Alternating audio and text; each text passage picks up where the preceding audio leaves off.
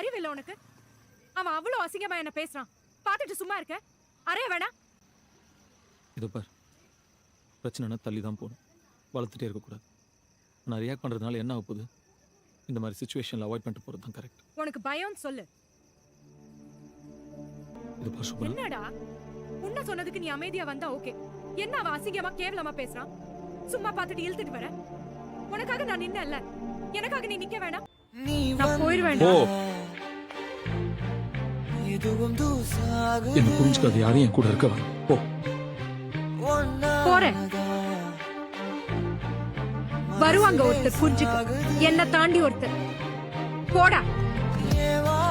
இதுதான் கதையாக சொல்ல, உன் பேரு இல்லாம ஒரு பக்கம் இல்ல.